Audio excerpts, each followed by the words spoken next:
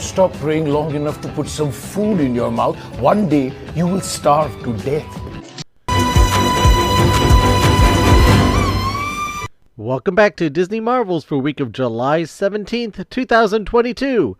This is episode 187, Disney Marvels, the show about Disney, Marvel, Lucasfilm, Muppets, Pixar, 20th Century, the parks, and much, much more. If it has to do with Disney, it's fair game. I'm your host, Matthew Graken. Sorry, no survey this week. Had a bunch going on this weekend. Didn't get one out. I will try to amend that this upcoming weekend. Live shows got me busy. What can I say? If you were one of the ones that joined us in Saturday night, 10 p.m. Eastern Standard Time on YouTube, thank you. Thank you for coming. Your participation is appreciated, and showing up is appreciated. If you're not one of the ones who have joined in on the fun on Saturday nights at 10 p.m. Eastern Standard Time, then please come on in. It's free. It's always a good time. The more people, the merrier, as I say at the end of the show. So, yeah, that's been going on. I got another episode coming up this week, and I'll let you know what the topic is soon. And on that note, we'll be back after these messages from our friends and sponsors. Hey Matthew, Jim Hill here. I do the Marvelous Disney podcast with Aaron Adams over at the Jim Hill Media Podcast Network. I know, very humble sounding name.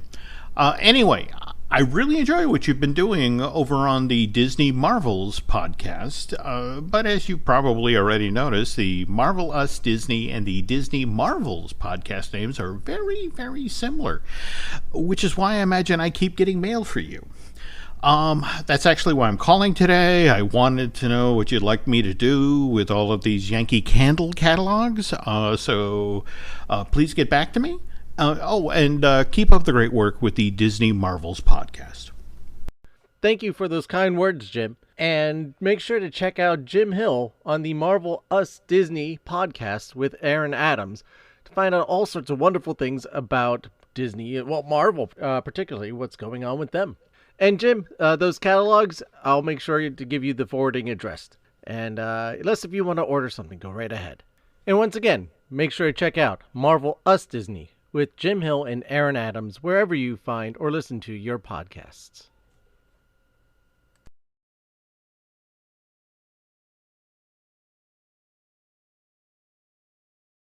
And now, on with the show.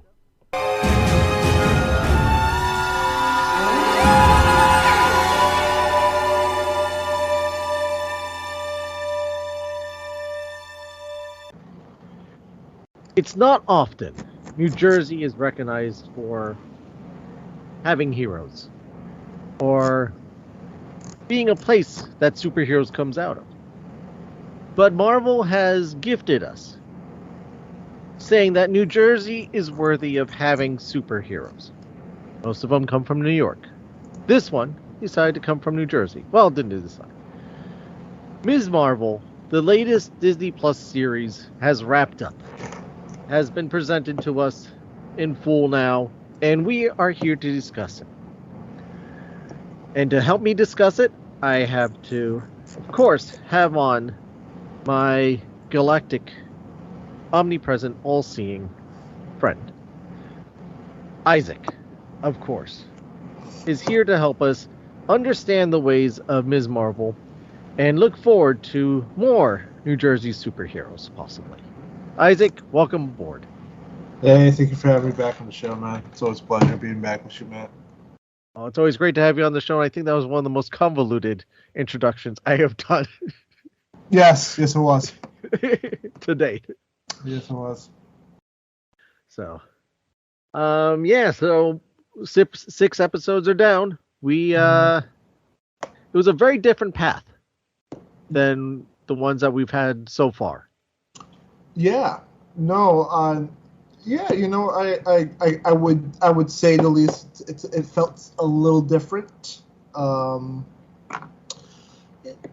know, in the beginning, it was one of the, you know, we just came from Moon Knight, which I thought a different tone in terms of more maturity and dealing with superheroes with multiple personalities, sort of to not kind of go into a more kid lighthearted show that in the beginning I was like, okay, didn't really know much about. I mean, I knew a little bit of Miss Marvel, that she was a Jersey City, represented in Jersey, and in terms of, other things, though. But in terms of the show, we didn't know exactly how it was going to end. And after kind of, watching the 6 episodes, I thought it was a decent show. I felt like the first and the last episodes were the strongest. And I think those were done by Aldi Al-Dabri and Bilal Fallah were the 2 directors. I think they did both one and the final episodes. I thought they were the best ones in terms of their ideas and camera angles and a lot of the lighthearted stuff. I noticed that in the beginning of the episodes, they tend to lean more towards that the Diary of a Wimpy Kid in terms of the animations and the things that would pop up. Yeah, I thought definitely very Wimpy Kiddish in that aspect. Yeah, I thought they were going to continue more of that, but it seemed like as the episodes tapered off to the other directors, it became more of a traditional Marvel series at the end until later back in the series. So, but no, I thought it was a decent series in terms of how things were set up. So.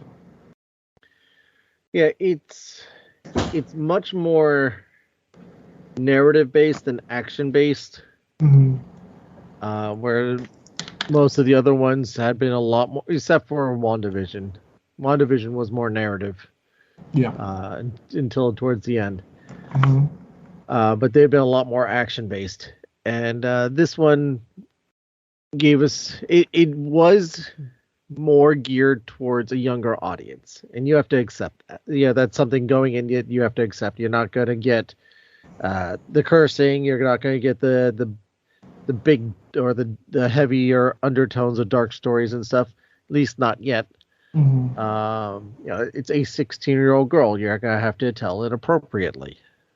So I was fine with that. I enjoyed the ride.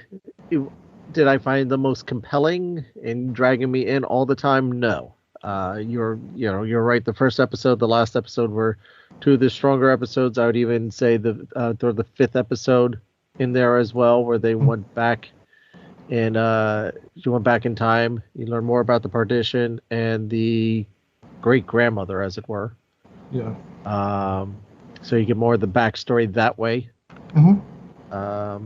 But otherwise, there wasn't, what I found interesting with this one, there wasn't a real centralized villain.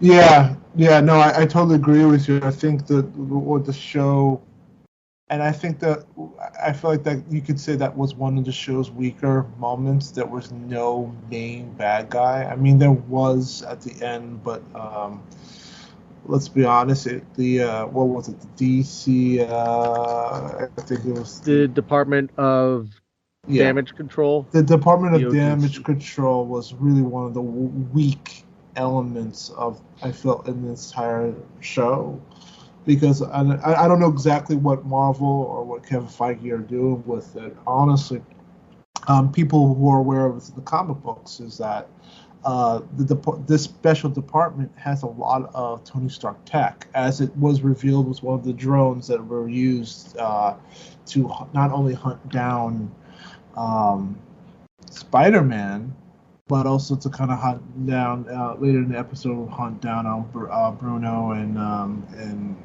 I forgot the other gentleman. In the show. I apologize for that. Cameron, I think it was Cameron or something like that. Something like that, yeah. I think it was like Cameron or something. Yeah, in that respect. So yeah, Cameron. So yeah, and also if you also paid attention, that sound blast gun was a weapon called back from the Incredible Hulk. That Oh, was yes. used, yeah, in the first Incredible Hulk movie. So yeah, for a department to have a lot of Tony Stark tech to be this, to kind of be outs by a bunch of teenagers through a Home Alone segment was just a little bit unsettling. And mind you, I feel like this is the same team that they're probably going to use for Armor Wars, which would make total sense between Ironheart and them with Stark's stuff. So yeah, right now it's not a great showing for that that secret society department to show up the way that they did. Well, let's face it. The to first be time strong at this moment. Yeah, the first time that we met them wasn't anything awe-inspiring either. Yeah, exactly. Yeah. In Spider-Man Far From Home. Yeah, but I felt like that was just really unforgettable. Like that part. Like to be honest, like I don't even remember. I do remember the actor that played it, but honestly, It was the same one. Yeah, exactly. But I didn't even know that he was a part of that department. That I really didn't know about. I thought he was just like a normal beat cop in New York, trying to find out the case, and then I guess revealed that he's a part of that organization. But yeah, I felt like that was really one of the weaker parts in that show. There was no real centralized villain. At the end, again, like you said, at the end of its core, it was more of a show of just basically a teen discovering her powers. But really, what makes the show strong is just the sense of family and community that was echoed out throughout the entire series. I thought what made it the best, one of the better shows. And and on top of that, it's also kind of comforting to know that you have a young superhero that has both of his parents still alive. Not like that other superhero from Queens that lost both his aunt and uncle. That guy's flying around. You know what I'm saying? Now I'm playing. Yep. But you got both his parents. You got brother. Well, you got the guy in California as well, who's going around doing his kung fu that doesn't got his parents. Yeah, exactly. Right. Yeah. Well, he had his dad. His dad turns out to be the bad guy and got eaten by a turned dragon. out to be the bad guy. Yeah, exactly. His dad turned out to be a bad guy though. But he got eaten by a dragon. Yeah, which stinks. After getting his mother killed, and so exactly though. But we did digress though. But yeah, I felt like that was really the show's strength really does come from more of the family elements and not less than the comic book ones too, because I don't know exactly what you felt about I don't know what you felt about her going to cosmic powers. What was your feeling with them going a little bit of that route for a good part of the show before she decided to go in big and did the low and bigging thing at the end. Well, they reference it in the first episode where she saves the girl and her hand turns big and slides across. Yeah. So it was more crystallized, if you remember that. Right. It wasn't so much her. Mm-hmm. I don't have a problem with it too much. I'm trying to think of any other instances where they have changed up characters' powers, even in some of the expanded areas. Nothing completely comes to mind. Mm-hmm. So this is kind of more of a first instance of.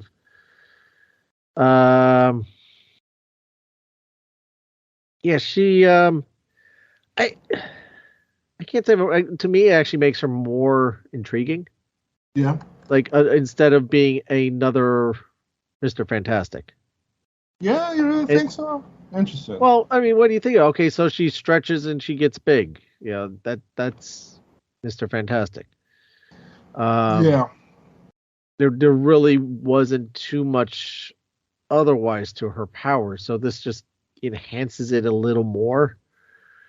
Yeah, It gives because her more that Mhm. cosmic connection to Captain Marvel. Yeah. Other than that, it's the bangle that really kind of brings out the cosmic powers. Well, The as the cosmic side of it, anyway. yeah, they said, well, the bangle enhanced something that was already there. There. So the powers and everything is from there, and of course there's always that quick little line at the end of episode 6 where a certain M word is mentioned. Yeah, I didn't know if we were going to talk about that. I figured we'd hold that later. But yeah, no, you're absolutely right. Yeah, that We can talk about it later, but Yeah. I'm just saying for now for this part, that Mhm. that line was intentionally dropped. Oh So, yeah, 100%. yeah. And that line was definitely called from Kevin Feige himself. So like, yeah, Yes. you could say Yeah, that was run by him. He said, "No, please put that in there." So that was intentional, 100% intentional, and backed up to be in there. So Feige doesn't do anything by accident, Yeah. and he won't let things happen Oh yeah. without a reason. So for her powers to be portrayed that way, Mhm. and that word to happen, spells out a lot more to come. I agree. The problem I have, not so much, and here's one of my big critiques, my critiques on the show. I don't know how you felt about it, Mhm. but as I didn't have so much a problem with the cosmic power aura, I Okay. had a problem with the graphics of it. Yeah, you know what? I was gonna say a little bit about that because a little about the special effects. Granted, granted, not. I mean, they weren't bad in certain situations though, No. but you could tell. But there are moments in the special effects, I'll say that there were some great ones where you saw the reflection of Kamal Khan's character running on. You saw that reflection of light while she's running on her cosmic lights and stuff like that. I thought that was really good. And then there was that moment, especially in episode 6, where she was kind of parkouring all the way down to meet with Bruno and Kanal. I thought there were some great moments where it was great. But yeah, but when it came to like the final fight scenes, yeah, a lot of those special effects looked really rough. It was almost like regular TV type of stuff, not lower. No, I won't say lower budget, but it was maybe rushed. It just wasn't. It wasn't. Standard. It wasn't the standard Marvel standard that they're used to doing. And I think there was a bit of a situation about with the visual effects department right now with Marvel at the moment though. But yeah, I think other than that,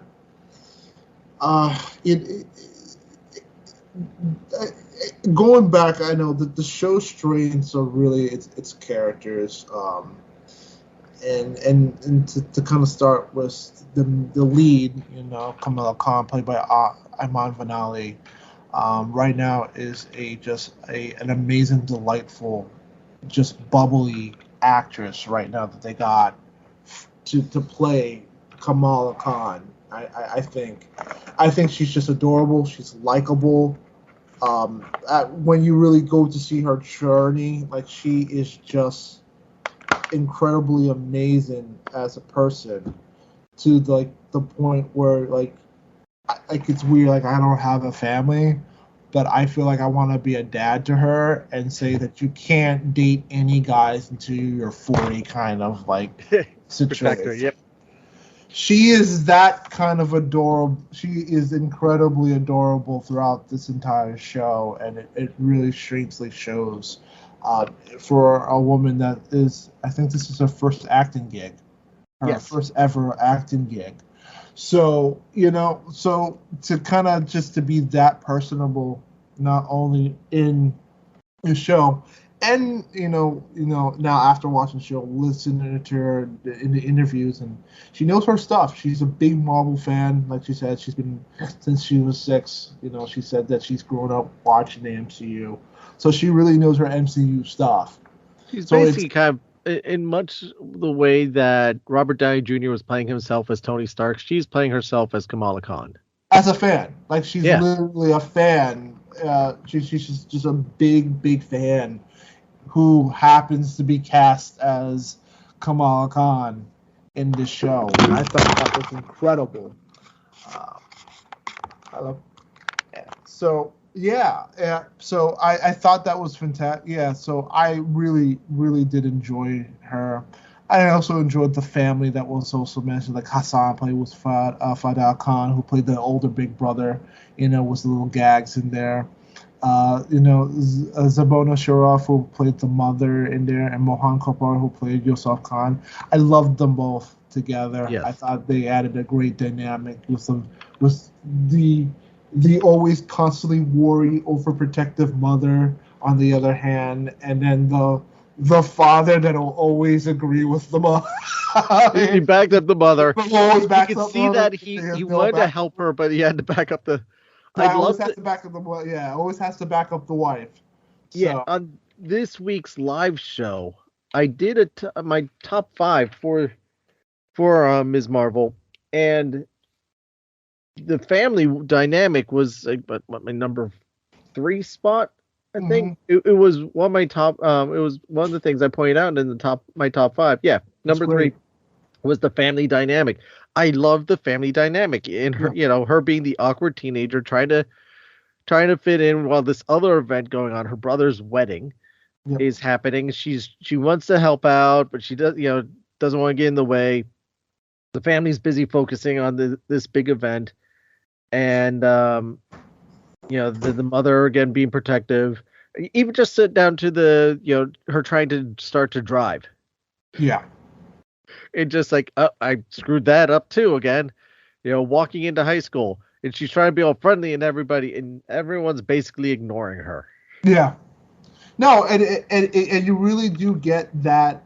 You really do get that vibe. Like, even though that I'm not a Pakistani, I really do get that foreign family vibe that kind of exists in a lot of foreign families, whether if you are Pakistani or you're African or you're a little bit Asian that's come from another country to America. You really do get those very home body protective vibes of trying to adulterate your culture, and you can really do see it with Kamala Khan, because at the end she is a duality right now.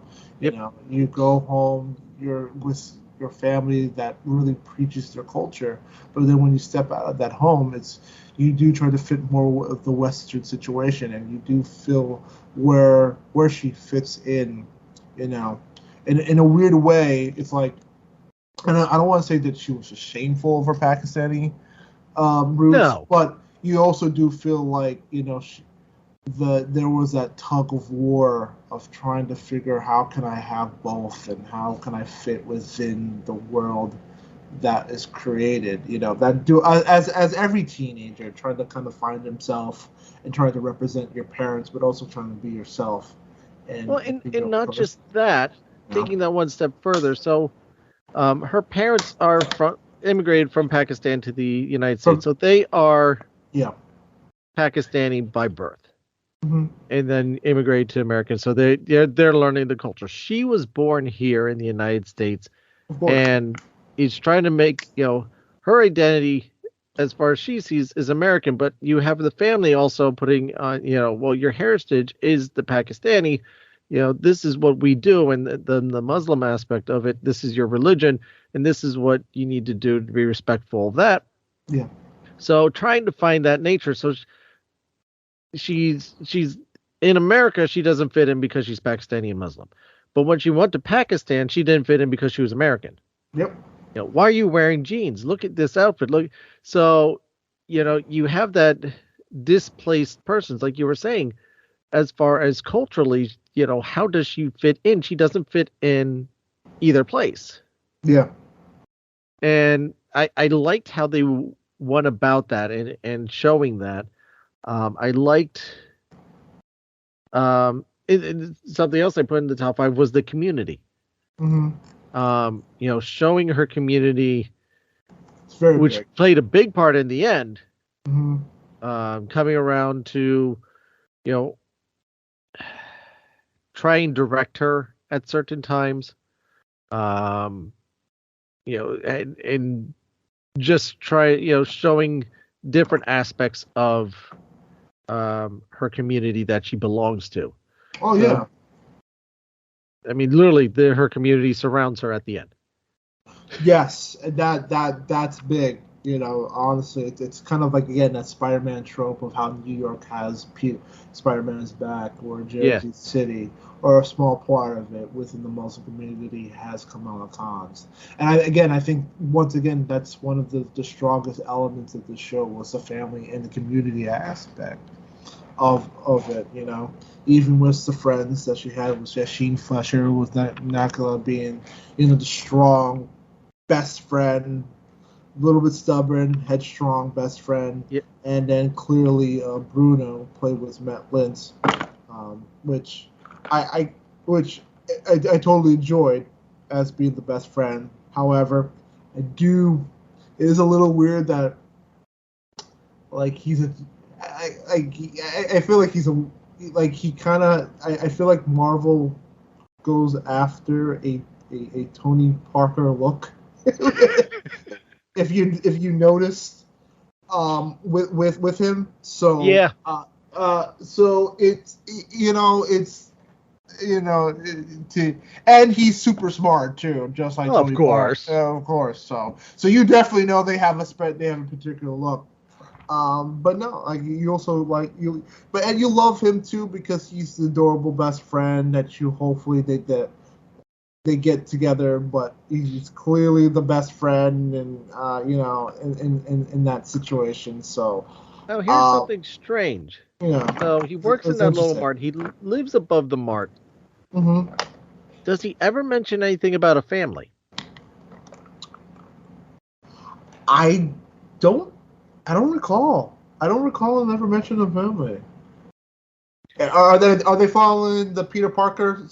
I mean, if they're really going after the Peter Parker look where he has no family, then they definitely do have a tie. Well, that's kind of that is kind of the weird thing, is that and I should have gone back. But I didn't think of it until just now. Gone back to episode 5 when the one character ends up in his apartment. And I think he mentioned something about a family at that point, and Bruno just kind of shuts it off, or it gets cut off. So they intentionally, it seemed like they were avoiding any type of family scenario, story, connection, anything to do with family with him. Interesting. So do you think there's a reason why they did that? I wouldn't be surprised if there was. I'd be a little more disappointed if they just didn't write it in. Okay, so here's an interesting theory. Apparently, maybe there's a reason why they didn't do that, and it makes probably a lot more sense of why he's very intelligent and very smart. Could they be setting up that apparently there's a bad guy called the Inventor? Okay. Could that play, maybe if they decide to have a season 2 of Ms. Marvel, could that play into the idea that maybe Bruno has a smart dad that was an inventor, and maybe that's a part that Bruno doesn't want to bring up, that that there could be evil in his family tree in some way? Because again, the guy, it seems like this 15-year-old is going to be going to Caltech, who all of a sudden is a gifted geneticist who's able to figure out, who's playing geneticist. So I mean, maybe that's the reason why they didn't really bring up the family, his family background. But then again, maybe they did, and we're just kind of just saying things at the moment. But that could probably be one thing that th're holding in their cap to see of how well Miss Marvel does, and where they go with that character. I mean, we know what they're going with that character, though. But in terms of what they'll do in terms of a season 2, if they wanted it. Yeah, I'm looking on the marvel.fandom.com website about his the write-up on him. Mm-hmm. And even under here, I mean, it just says there's no other aliases. He's human. But where it says relatives, nothing. Yeah, okay. Interesting. But no dual identity. He's the only person that knows who Kamala Khan is, Ms. Marvel. He helps the family cover her heroic activities, or helps her cover heroic activities from her parents. They met in the 2nd grade. Oh, okay. No, here it does mention a backstory to him. He had recently been removed. Let's see. Bruno met Kamala when they were in the 2nd grade. He had recently been removed from his mother's custody because of drug problems, and had been handed over to his grandparents. Okay. They were struggling to make ends meet. At the time, Bruno seemed poorly taken care of. The Khans offered to pay the activity fees for Bruno's grandparents could afford, and convinced Kamala to sit with him. Though she was reluctant at first, they ended up forming a close friendship. Okay. Cool. Okay. And that's actually not bad. And we still don't know anything about the father's side of the whole situation. So no, apparently he has a brother named Vic. Okay. So they could still kind of hold. So in a weird way, they can kind of hold that card if they wanted to. If they wanted to bring that back. And again, this is not 6-1. This is not the official 616. This is the MCU. So, clearly the MCU is taking liberties of other storylines to kind of create their own world in this. So, yeah, I think anything can honestly be possible in that. I think that's very, very, very possible. Yeah, and let's see. It also mentions that he is generally intelligent, exceptional degree of intelligence with an IQ of 170. Mm-hmm. Very smart. Oh. Just like Bruno, so yeah, it's a very possibility. You never know. You never know. You never know. I mean, the MCU does not have to follow the comic book canon. Clearly they're not. No. Clearly not. Especially, like you said, what was already announced. So, no. But, yeah. But I like their adventures together. I liked at the beginning, that their little adventures together. It was just kind of them, trying to have other friends, but not as genuine as the two of them. Okay. So, again, that it's just the dynamics. Yeah. To really, for you to really know this character of Kamala Khan. Mm-hmm. Like how many other we don't very often get to know our superhero characters as intimately as we did this one. Even whenever we were getting introduced to Kate Bishop. Yeah. You got some, but not to this level. Yeah. I feel. So, I agree. Yeah. I agree on that. Yeah, but I think other than that, it's just other than some of the special effects. How did you feel with the pacing of it? Okay. It is what it is in terms of a show. Where we expect, Marvel, unfortunately, other than maybe WandaVision, I just feel like, and maybe to Hawkeye to a certain extent, the other shows have had issues in terms of No, actually, Loki. I think Loki actually had a pretty interesting season. Loki, I think, had really good pacing. I think Loki had really good pacing. I think out of all of them, I think Loki had the strongest season finale because it actually set up everything else. Yeah, I think in terms of pacing the Marvel shows, I don't think it was honestly not one of the better shows. Again, and I think that came. I won't say it was one of the bad shows, but I won't say it's one of the best. Again, that came from the changes of directors. Again, like, for one moment you thought you were, and how the trailer set it up. It felt like you were gonna get one style, and then it kind of went into your typical Marvel fashion, which I was gonna actually recall something again, where it's like even though there's some tween moments, it's clearly made for a younger audience.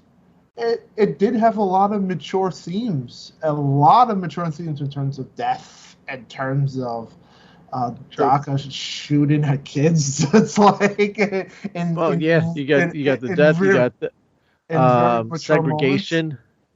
Segregation. Some of the light, the very low key of just being disrespectful and discriminating. In one way, especially the DACA, or the I'll keep on saying DACA, the agent.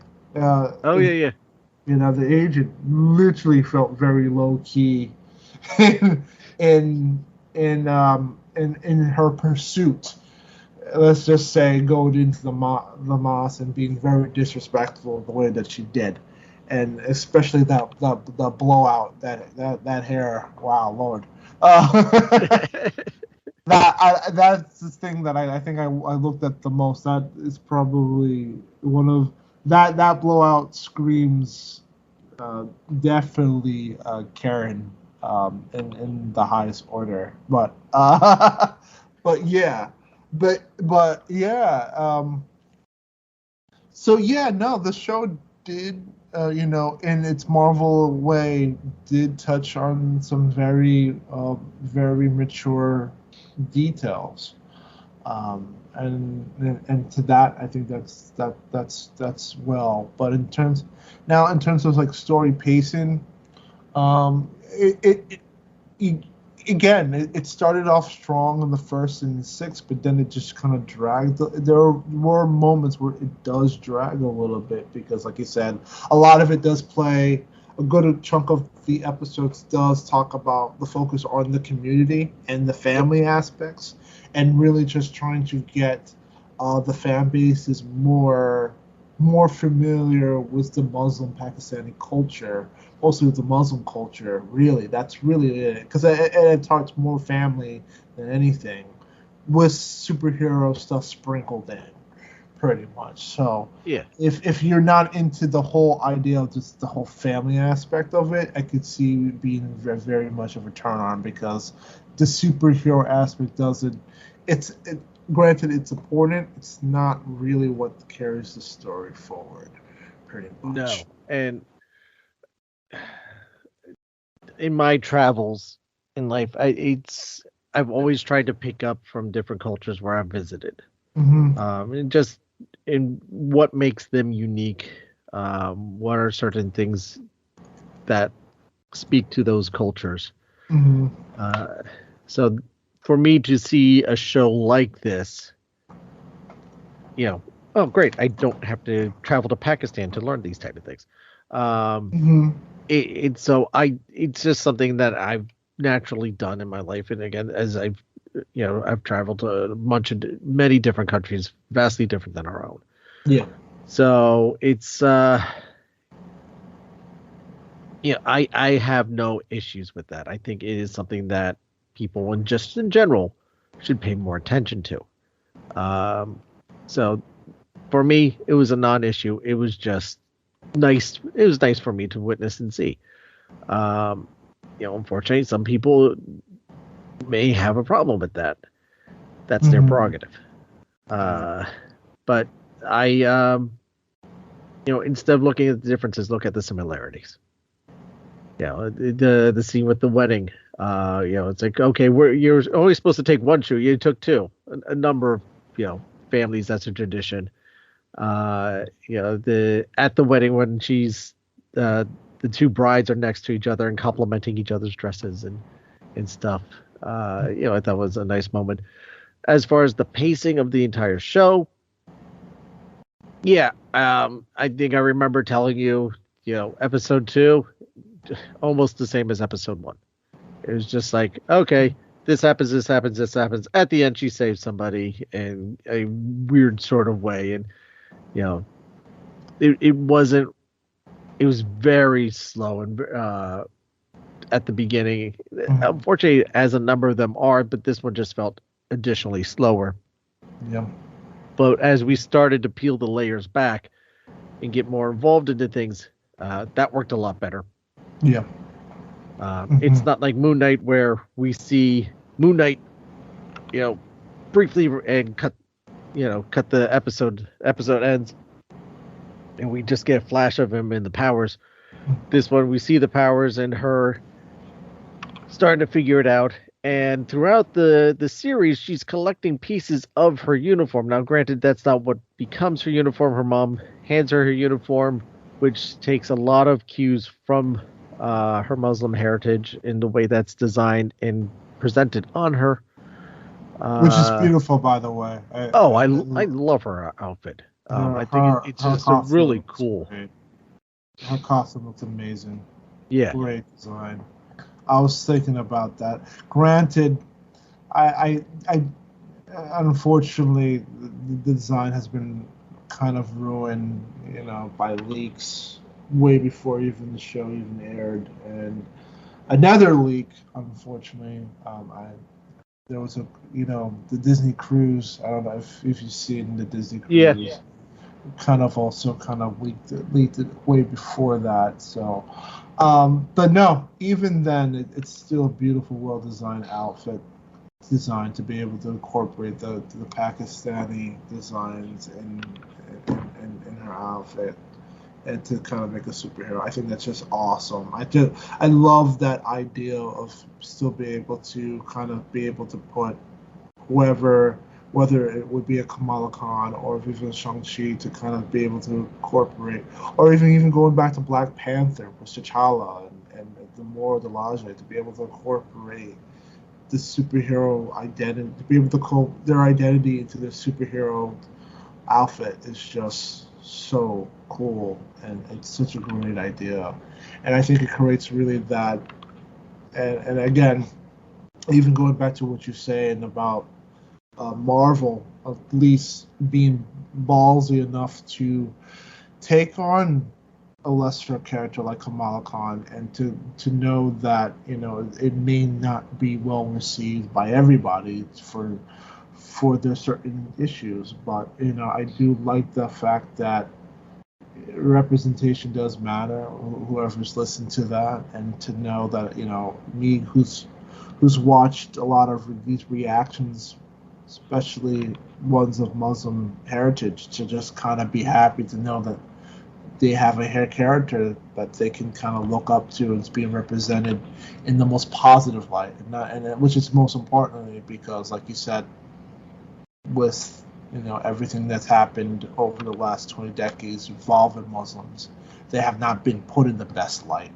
So to kind of have Disney try to present the fun, the well-mannered, the simple culture of that, they're just normal like everybody else, but they just go through this. They have a mask, they wear hijabs and all this stuff.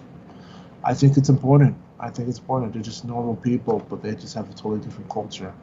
So I do appreciate Disney really, really be able to stand behind that, to stand behind cultures, and to show the beauty of it in a superhero form. I think it's very, very good on Disney's part, whether you feel that it is a bit of a marketing ploy or that, but I think it's good on Disney that's it's doing that. And like I've said in the past, it's not out of Marvel's place that they've it's not like they haven't done this before. Again, when they introduced Black Panther in the 60s, was it early 70s?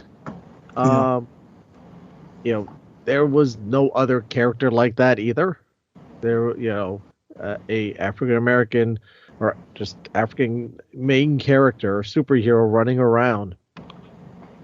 You didn't have that. And here, 50 plus years later, he's still around. He's a beloved character, particularly in the movies. With Chadwick Boseman's portrayal of T'Challa in the Black Panther. It's no one bats an eyelash now at that. So this is, it's just Marvel repeating history. Okay, we did this before. We're doing it again now with this character. And again, I applaud them. I think they did a good job. Mm-hmm. So overall, how do you feel about anything else about the series you want to talk about before we give our overall rating and MVPs? No, I'm good. Let's get into it.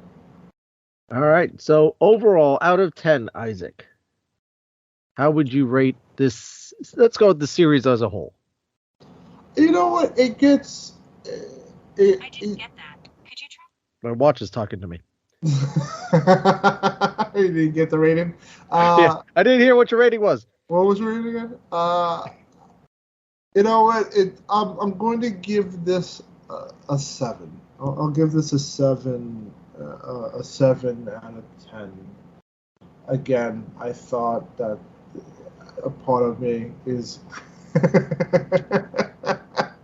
Yeah, a part of I really did enjoy. Like I said, even though that 1 and 6 were the more stronger episodes, and like you said, the story changes.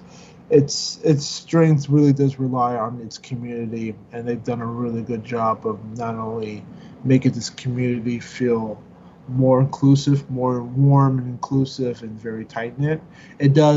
They also did a great job of making that community feel like they came from New Jersey, even though it was shot in Atlanta, Georgia. So I think that's my biggest problem with the show. Yeah, you're gonna make it New Jersey. Come up the 195. Come up 95. We're right here. Yeah, exactly. So you do feel like there are some sense.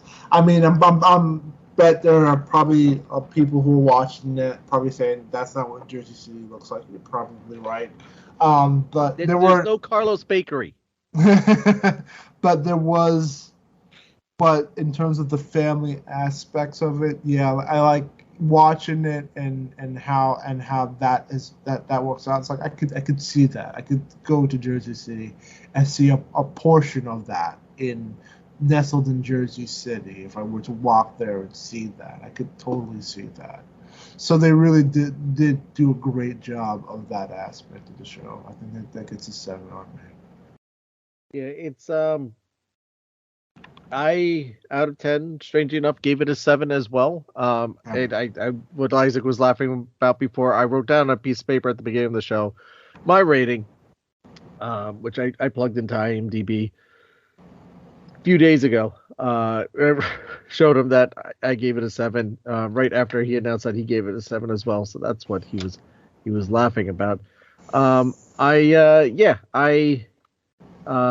There's more questions out of this show that have yet to be answered and come to fruition. The symbol of the 10 rings at the location of where they found the one bangle, the bangle being on a blue arm of some sort. What does this all translate into? I think that these are questions and answers that we may get answers to eventually. I wouldn't be surprised if we don't get answers at all at some point for some of them, but we'll get eventually. So there's a few things that are left open, but I think that's a good thing that we don't have all the answers. And to jump into it, yeah, we won't have all the answers. We also have to remember, though, whenever you have this aired, I don't know when you'll get this aired. In 2 days, on Wednesday. Wednesday? Okay, actually that works out perfectly because San Diego Comic-Con is this week. So True. A lot of, for a lot of fans are concerned that there's no real direction I think you're gonna get. I believe we're going to get a lot of information of how this all ties in together. Hopefully, it's San Diego And Comic Con. Feige has said Yeah. there is a direction. It's It's quiet. not apparent now. We will see it soon. And nor was it apparent when it first started out that we're going to get the Avengers Initiative too. So No. it was hinted, but again, it took time to build it. Like again, after the events of Endgame, we're just kind of going through this soft reboot right now of reintroduce. Now this is the time to reintroduce a brand new slew of characters into hopefully the next big. The big thing that ties everything together, or the next big event that leads everybody to working together in some big collaboration movie or some sort. And here's what I have to say to that, is that everyone enjoy this. We don't need to have a huge compass pointing us in a direction. Enjoy the individual stories. Enjoy these, little moments of, here's about this character, and here's about that character. Here's a little adventure going on here, and this character's over here doing that thing, before everything gets really tangled back together. Because for everyone who's complaining before that, oh, well, I have to watch 20-some movies to be able to watch this next movie, you don't have to do that now. You don't have to have seen anything to sit down and watch Moon Knight. You don't have to sit down to know anything to watch Ms. Marvel. These movies, these shows are now really on their own. You really, anticipation of She-Hulk, there's not too much that you need to know about going into that either. Exactly. So, Mm-hmm. not that I've seen anything about it, but so you have these things. When Echo comes out, all right, you will have to watch Hawkeye. Hawkeye does involve a little more, but I think Hawkeye did a good enough job showing you within that series of who the character is. So you need very limited to go into to understand him. So yeah, we have this moment where you don't need to have watched every single movie to watch the next one. Mm-hmm. So I don't know if you've seen Thor yet, but Love and Thunder. I've not seen Thor yet. Okay, but so we won't ask you your take on that. Yeah, I have not seen it yet, so eventually I'll get to it. And Eventually. if you listen to David and I's review, you're okay with that. All right, perfect. Yeah, no, so yeah, totally. In terms of characters, Yes, your MVP. My most MVP character. So you know what? Part of me would want to say, I want to go with Aman Vanali's take on Kamala Khan because she's so adorable. But I feel like there was one character that has captured my heart, and especially at a very end of season 6, and that has to be Mohan Kafur of Yusuf Khan, the father. And I think that, and I apologize if that was. I think what was great about the father, especially at the end scene, it could, the way that he was able to. He's such an amazing. You love that guy. It's like you want to protect him because he's such a really caring dad. And especially at the end of that scene where, he explains, even though it's probably not even that true, whether if it is or not, kind of explains the origin of the Miss Marvel name. It came out, it sounds corny, but the way that he delivered it had so much heart and so much feeling to it that you kind of believe it, And I think he's just been a pleasant, fun character throughout this entire series. You just love him. He's just a lovable, great dad. So I'm going to give my most valuable character to Yusuf. Yusuf Khan. So just a quick look up on the internet. You can trust everything on there. Yeah. So it's what's it say in Urdu? It means perfection, superiority, distinction, something along that line. So it wouldn't be too far off to say Marvel. No. Yeah, and then I know they're different. There's a lot more. Born of the Lotus, Desirous, Beautiful.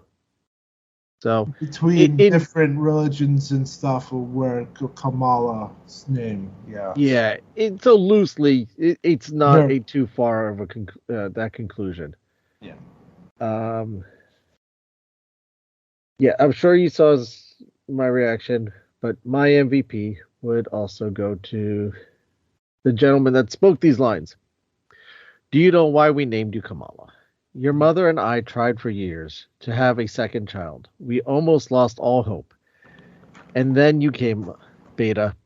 You were so perfect. That's what Kamala means in Arabic. Perfect. But in Urdu, it means more like, what's the word? Wonder. Marvel. Kamala means marvel. That scene alone. Yes. That and when he dressed up as the Hulk. Yeah, that was kind of funny too. It just has so much heart. It had so much heart in that scene, and it ties back into the whole family aspect of it, that you just love the family community and togetherness of that, And Mohan Kapoor's performance was just so captivating and so heartfelt and just natural and warm.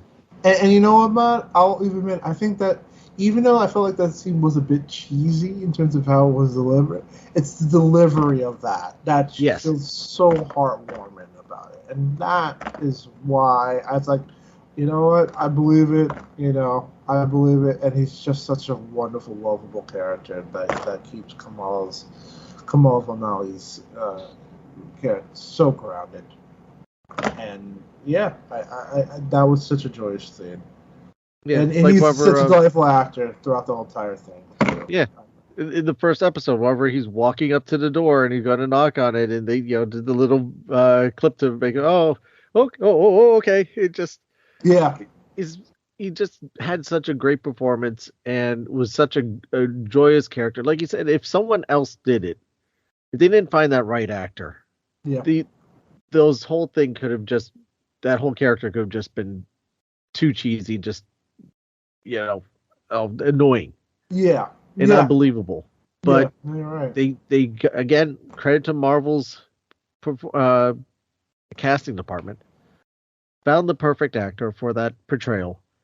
And that last scene where they're sitting on the rooftop together and he delivers that line, giving her Monarchy, Makir, is just so endearing and just so special. That's that father-daughter moment, that father-daughter bond, that is just absolutely beautiful and lovely. Okay. Yeah, the mother did a great job. I enjoyed the mother, the stern mother, and then the grandmother go, but you did that. You were the same way. Wait, you ran away from, and just calling her out. Mm-hmm. Those were enjoyable. I like those. I really enjoyed those moments. I loved, I loved the grandmother. I loved, and how she picked on the mother. And then the mother, Kamala's like, wait a second, you did that. I like that. But really, the father was just. I enjoyed their moments, and I wish there was more. Exactly. No, exactly. I think that they did well. I think they did well in that. It was a very interesting series, and then we'll see where that goes. I don't know if you're interested in talking about the M word that was dropped. Well, since we made it this far without mentioning it, let's mention, like a mutation growing on the show. Let's bring up when Bruno said, It's not that the powers come directly from are being enhanced by the breaks. That there's a mutation to you. Mm-hmm. Something that makes you separate and different. Why your brother and your family, no one else is able to do this. Yes. And followed by a musical cue, just by chance. Just by Yeah. chance, there happened to be a musical cue there too. Let's just say a particular sting. Na-na-na-na-na. Yep, the particular X-Men sting that was thrown in there. Okay, so what is your take of? So I'll actually let me start when I said that, because when they dropped that line, the mutation line, part of me felt kind of like, I was like, no, you're gonna go that way, so you're gonna ignore the inhuman side of it. But after a couple of days, I mean, let's be honest, the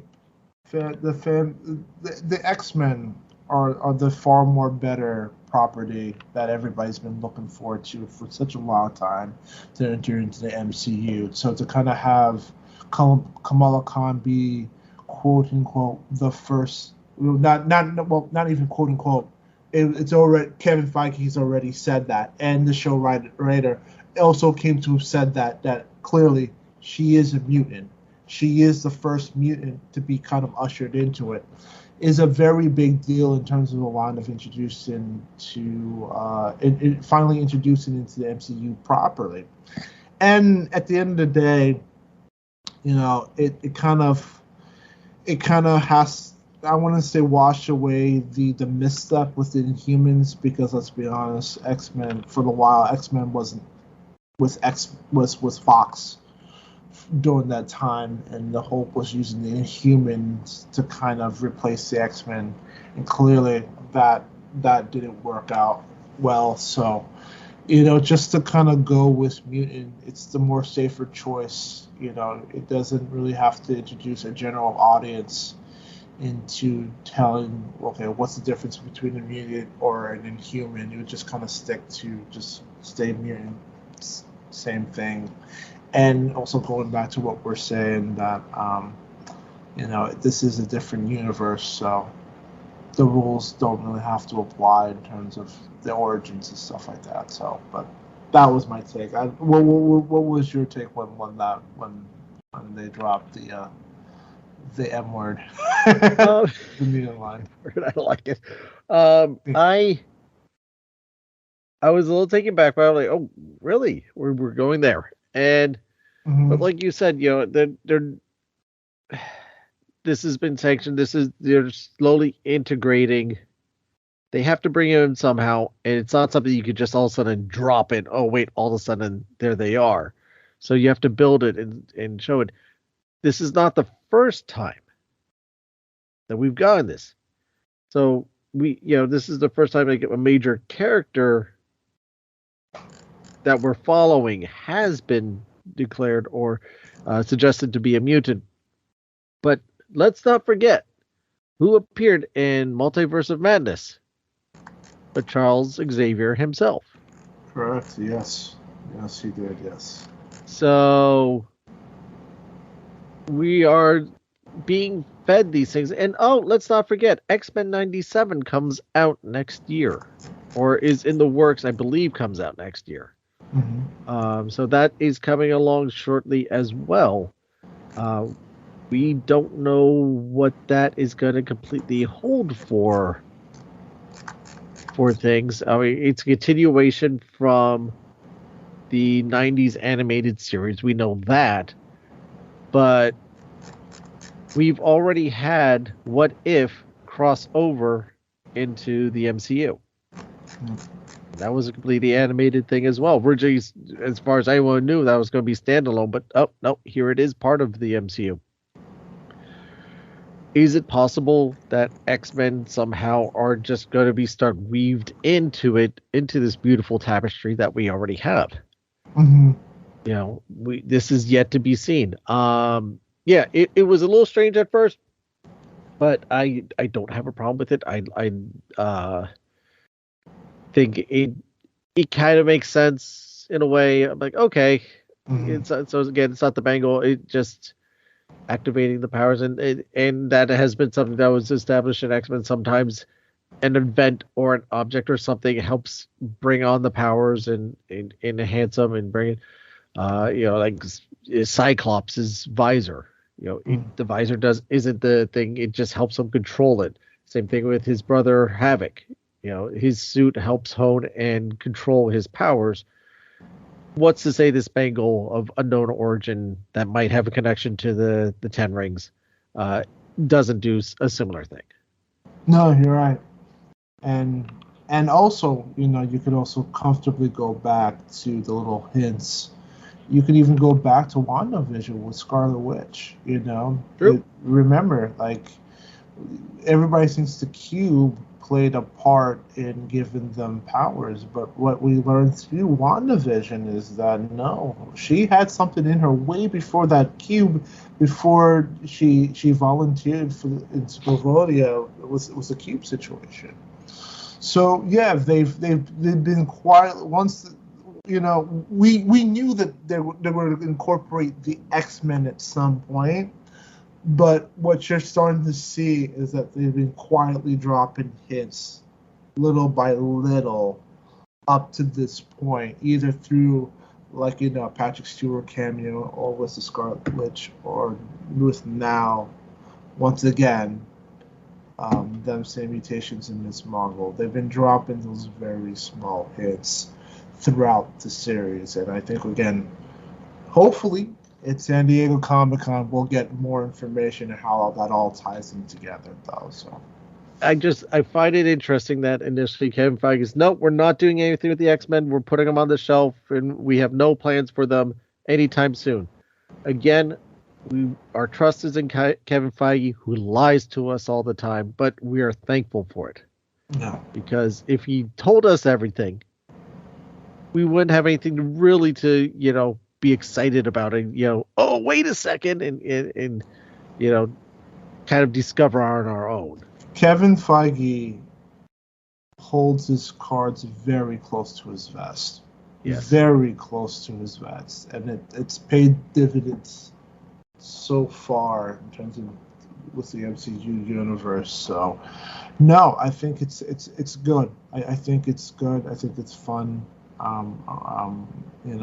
There's going to be a lot more things happening, hopefully, in the MCU that we're going to get pumped for. Yeah, and I'm very excited about it. And it's even funny that what's funny about what we talked about. We didn't even talk about the last cutscene, which was Cara Delevingne. That it's so funny that people don't talk about, basically Captain Marvel showing up at the end. That the mutant thing, that word of the end took more precedent than Captain Marvel, Brie Larson showing up in the series at the end, which is incredible. That's how much people have been waiting for the X-Men to show up. Right. Yeah. Oh wait, we have the mightiest Avenger coming, just all of a sudden walking out of a closet. Yeah. Yeah. No. And looking at a room, going, "What the heck?" Yeah, exactly. Which clearly, in that scene, clearly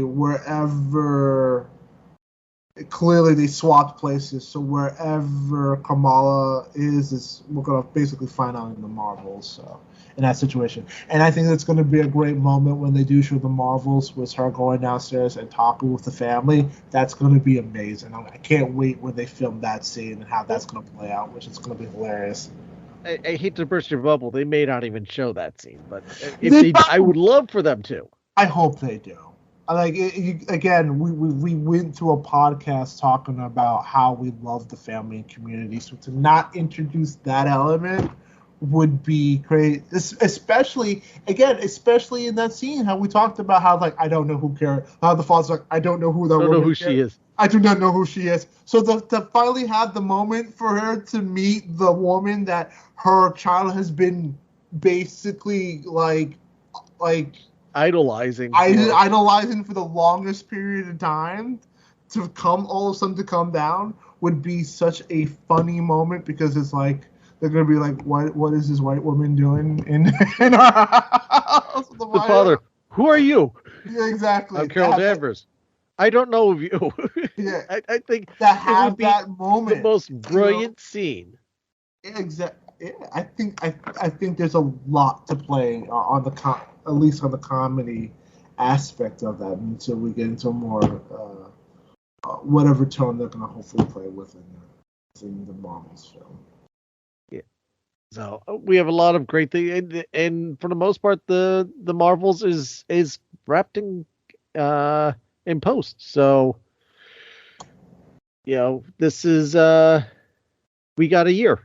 We have a year till we see Kamala again. I am looking forward to seeing more of this character. As a character, as I said, it was one of the series coming out. It was one of the ones I was looking forward to the most. Did it fully live up to my expectations? Honestly, no. Did I still enjoy it though? Yes.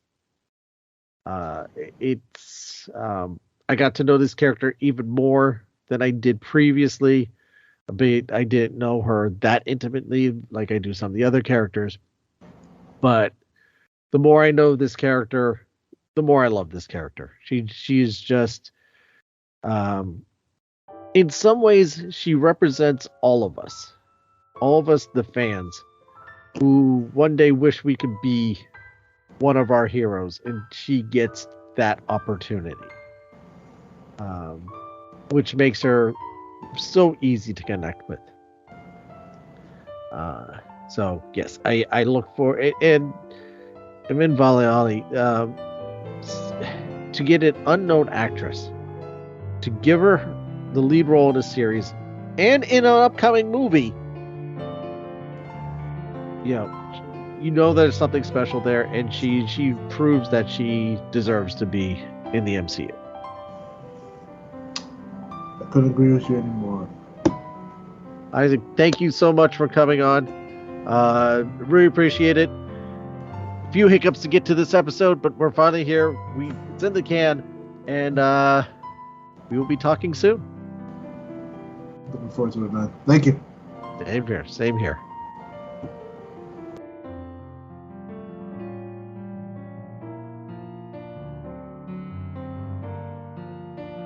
Thank you again, Isaac, for joining us on the conversation about Ms. Marvel.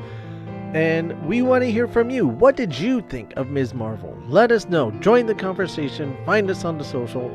Our Facebook group is facebook.com/group/Disney Marvels Podcast. Our new and improved Disney Marvels page is, check the show notes for the link, or search Facebook for DMP Fans. That's DMP as in Disney Marvels Podcast, Fans, FANS.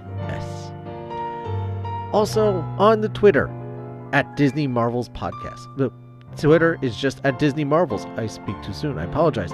Instagram is Disney Marvels Podcast. TikTok, Disney Marvels Podcast. And our YouTube channel, where we go live during the summer, Saturday nights, 10 p.m. Eastern Standard Time. Join in the conversation, join in the fun, and be part of the show. You can also be part of the regular show by leaving a voice message and through the Anchor app and or Anchor.fm website, or record your message electronically on your smartphone, tablet, computer, whatever you have, and email it to DisneyMarvels@gmail.com. You can also email us with any questions or suggestions you may have, and we'll address them as well on the show. Don't forget to check out the latest Disney Marvel blog at DisneyMarvels.blogspot.com. Links to all of these are in the show notes. I want to thank you for your time. I know how little time we all have and how crazy life is, but the fact that we get to spend this time together really means a lot to me, a lot to us over here at the Disney Marvels Podcast. I cannot thank you enough. That's why I say the show is by fans, for the fans. If I could ask you, please tell your friends, share a link on social media, on your Instagram, on your TikTok, on your Snapchat, whatever you have. Share a link out. Let people know you're listening to the show. Let them know about the show. The more people we get listening, the better the show can be. If you want to do that, and if you really want to help the show out, go to Apple Podcasts, go to Spotify, leave a rating review. Both of them, we have all 5-star reviews, but that's not enough. We need more. Please keep them coming. The more 5-star reviews that we get, the more reviews that we get on those platforms, the more that they will promote our shows, and the more that other people will join in, because Apple and Spotify are promoting our show. If they see we're getting good reviews, they'll do their part, and they do it for free. We don't have to pay them anything for it. You don't have to pay them anything for it. It is done, and it is really appreciated.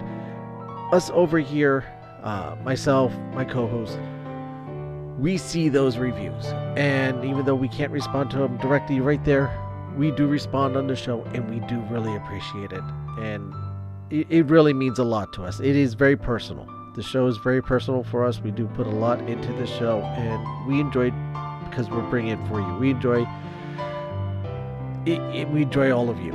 So, thank you. It is a great way to say thank you. Also, like I said, tell your friends about the Disney Marvel podcast. The more people we have joining the family, the better it is. Walt believed in a big Disney family, and so do I. Don't forget to subscribe to the show while you're at it. This way you always know when new episodes are posted. And while you're at it, also consider becoming a premium subscriber. Really help the show out. You can do this over at anchor.fm/DisneyMarvels/support, or find our Patreon page. Links are in the show notes. You could also check out the merchandise over at the shop and get some really cool Disney Marvel podcast stuff. I just put up some new merch, some new designs, particularly for the live show. And it's up there now. Check it out. Get yourself some of the Disney Marvel Podcast live logo shows equipment, shirts, hoodies, coffee mugs, you name it. We got it on there. Magnets. Help yourself out. You get something cool. You help the show out as well. It would be much appreciated. And everyone wins. So remember, this show is brought to you by listeners like you. Hey, whatever you're facing out there, whatever darkness, hard times are coming down on you, and in this day and age that we live in, there's so much that can really burden you. Just remember, you are not alone. You are special. You are loved. You are the light of someone's life. Let your light shine for all to see, because it is beautiful. It is special, just like you are. If you need help, there are people that will bend over backwards to help you. You may not even know their names right now, but seek them, and they will be found. Just like Ms. Marvel. What is seeking you, what you are seeking is seeking you. So they may not know yet, but your paths are destined. Let your light shine for all the world to see. Be your own hero, and never give up, never give in. Now I'd like to end this week's show with a quote, of course, from Walt Disney himself. To try and keep an operation like Disneyland going, you have to pour it in there. It's what I call keeping the show on the road. Not just new attractions, but keeping it staffed properly. Never letting your personnel get sloppy. Never let them be unfriendly. That's been our policy all our lives. My brother and I have done that, and that is what has built our organization. Again, that's Walt Disney. Thank you again for listening, everyone, and I'll see you next time.